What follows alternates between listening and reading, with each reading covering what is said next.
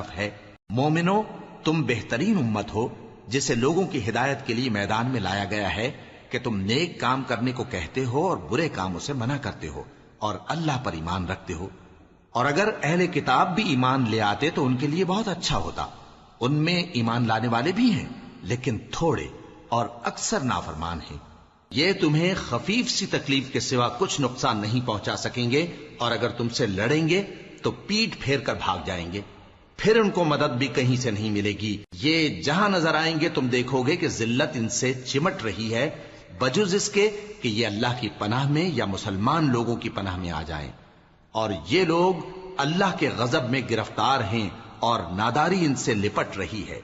یہ اس لیے کہ اللہ کی آیتوں سے انکار کرتے تھے اور اس کے پیغمبروں کو ناحق قتل کر دیتے تھے۔ یہ اس لیے کہ یہ نافرمانی کیے جاتے اور حد سے بڑھے جاتے تھے۔ یہ بھی سب ایک جیسے نہیں ہیں۔ ان اہل کتاب میں کچھ اچھے لوگ بھی ہیں جو رات کے اوقات میں اللہ کی آیتیں پڑھتے اور اس کے آگے سجدے کرتے ہیں۔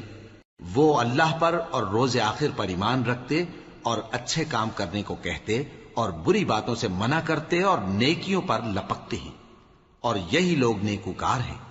اور یہ جس طرح کی نیکی کریں گے اس کی ناقدری نہیں کی جائے گی، اور اللہ پرہیزگاروں کو خوب جانتا ہے۔ جو لوگ کافر ہیں ان کے مال اور اولاد اللہ کے مقابلے میں ان کے ہرگز کام نہ آئیں گے، اور یہ لوگ اہل دوزخ ہیں کہ ہمیشہ اسی میں رہیں گے۔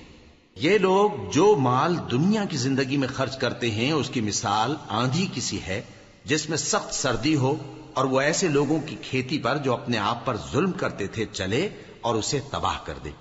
اور اللہ نے ان پر کچھ ظلم نہیں کیا بلکہ یہ خود اپنے اوپر ظلم کر رہے ہیں۔ مومنو، کسی غیر مذہب کے آدمی کو اپنا رازدار نہ بنانا۔ یہ لوگ تمہاری خرابی میں کسی طرح کی کوتاہی نہیں کرتے اور چاہتے ہیں کہ جس طرح ہو تمہیں تکلیف پہنچے۔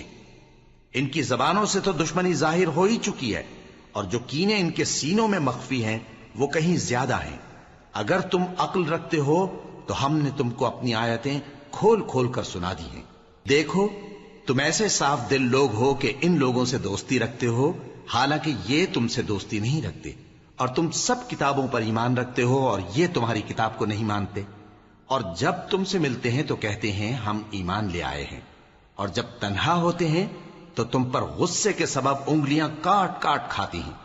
ان سے کہہ دو کہ اپنے غصے میں مر جاؤ، اللہ تمہارے دلوں کی باتوں سے خوب واقف ہے۔ اگر تمہیں آسودگی حاصل ہو تو ان کو بری لگتی ہے، اور اگر تمہیں رنج پہنچے تو خوش ہوتی ہیں، اور اگر تم تکلیفوں کی برداشت اور نافرمانی سے کنارہ کشی کرتے رہو گے